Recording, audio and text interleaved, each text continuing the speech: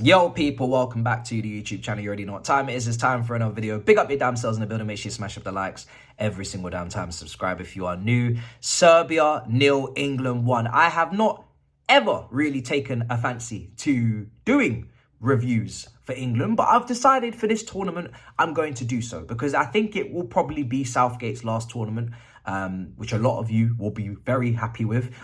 Credit to getting where you've got England to, but it's games like this where even when that Serbia team was on its knees in the first half, I feel like England never really finished them off. They just didn't. You know, we were 1-0 up and it should have been 2-3. Now, we can go into the deep depths of why that situation transpires where England are really hanging on towards the second half. Second half was really poor. You know, first half I thought was really good. I think Bellingham comes out of that first half in the 10 position, which was a question, especially with his involvement at Real Madrid, playing off as a false nine, playing as the focal point. In England, you have Kane. So that was an interesting situation that had to be monitored. I think he passed the test with flying colours tonight. I think Bellingham leaves that pitch as man of the match. I think he leaves that pitch obviously with a goal. But even before the goal, he was drawing fouls, winning the ball back for his team as well, and just making the right decisions in tight spaces. So I think Bellingham comes out of that game really well. I think Saka, especially in the first half, looked good on that right-hand side, created a couple of chances, got past his man.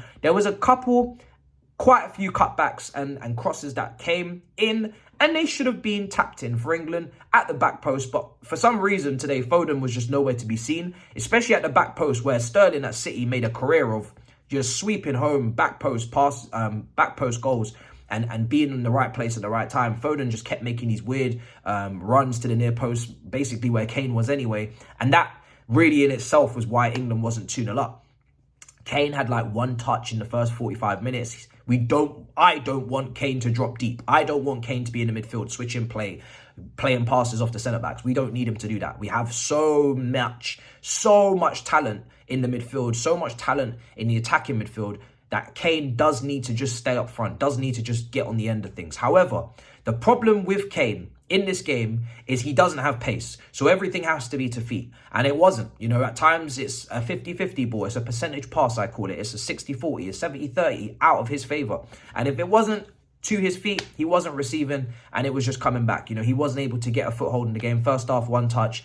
For Kane, for a striker like him, is crazy. So Saka and Bellingham, good. Foden and Kane, quiet. Foden really anonymous on that left-hand side. That left-hand side in general was not great. Trippier on the left-back position, not enjoyable. Always trying to show inside. Always going to, probably recycle it. Not any left footer in that, left-back position that could have given a bit of width, maybe overlapped, created a different dynamic. There'll be questions as the tournament goes on. Should he have maybe brought Mitchell from Palace over Luke Shaw? If Luke Shaw doesn't start to play a larger part in the back end, if he doesn't find his fitness and match sharpness to start, I don't know where he is right now because we didn't see him all season. But England needed a left-footed left back as an option, especially as the tournament goes on. So, but we'll see. In regards to the midfield, listen, for me with England, I've vouched for Trent to be in the midfield. I have vouched for Trent to be in the midfield because not necessarily for England, but just in general, I want to see him there to see if it works. Because obviously at right back, we know he can get exposed defensively, etc. But I must say, in this game, I don't really want to talk about Trent. I want to talk about what Trent needs if you're going to play him in that midfield. And he's trying to play these long, diagonal, sweeping, incredible passes that he'll play for Liverpool and they'll work. But England didn't have any runners. You know, England, they didn't have anybody making runs in behind. Kane can't run. Foden's not making those runs. So it almost became pointless to have Trent playing those passes, what he's best at, what he's there for, if no one was going to make those runs anyway. So his role today was a bit weird. Him, Foden at left wing, Trippier at left back, even though, like I said, it wasn't a disaster class or anything, it was just uninspiring. These are the areas that England have to look at as the tournament goes on and answer the question of whether they need to stay in the team or come out the team. Because for me, on 60 minutes, I was trying to see substitutions. I thought Foden could have come out for maybe a Gordon or a Eze. I'm looking at that midfield. And again, there could have definitely been a change. I would like to have seen Walton at Crystal Palace, who's in this squad, brings a bit of balance, 6 foot. So maybe aerially as well, with Serbia causing those problems on crosses. That's all Serbia wanted to do today, was just cross. They had physical guys up there like Mitrovic and Vlahovic, who, like I said, first half, Serbia didn't really offer much, but they're not Scotland. Scotland showed, I think up until this point, the worst performance in this entire competition. They had no XG in the first 85 minutes. They had no shots, no attempts, no corners. Serbia were never going to be that for England. Serbia might have disappointed and underwhelmed in previous tournaments. They have, but they have options up front. They have Tadic who can come on. They have Mitrovic. They have Vlahovic. They have Milinkovic-Savic. They have quality. So 1-0 was always a dangerous score for England, and I think they're a little bit fortunate to get out.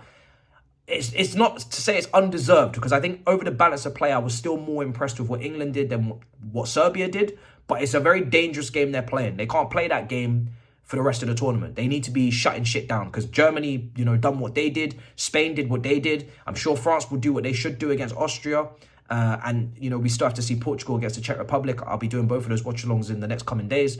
England, if they're going to be one of the favourites and higher flyers in this tournament, they've got to put teams away. They can't leave things in jeopardy and in reach, especially a Serbia team that are, no one's expecting anything of. When England come up against the better teams in this tournament, that's when these type of performances are not going to fly. This is a very easy group, and they need to start dispatching teams and showing that they're one of the favourites. I've got them as 4 favourites, but it is just results. At the end of the day, a tournament's just about the results.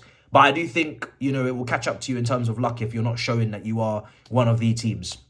So yeah, it wasn't a great performance. Substitutions wise, like I said, I would have liked to have seen Walton come in into that midfield.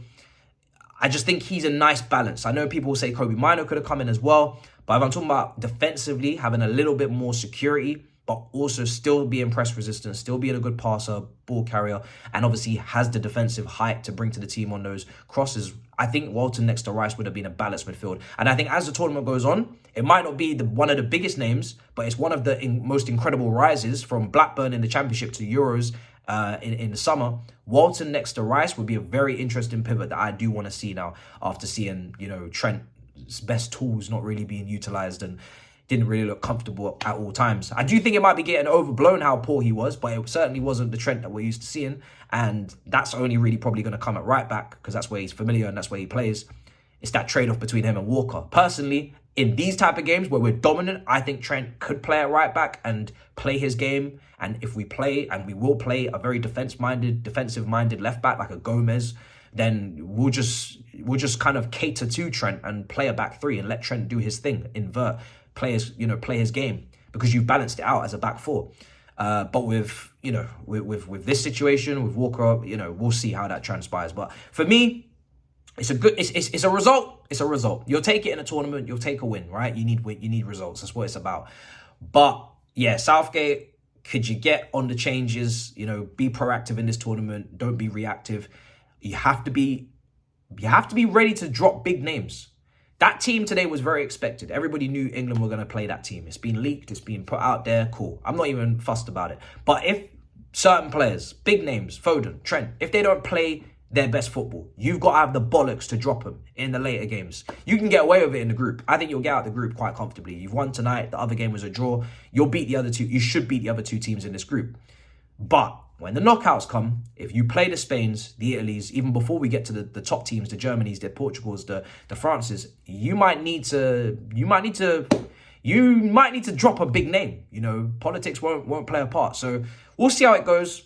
Like I said, getting Kane into the game is going to be interesting as the tournament goes on, because today was, outside of the header, what a save, must I say. From the Serbian keeper, what a save. It's a great cross from Bowen. Come on, instant impact, great right-footed cross.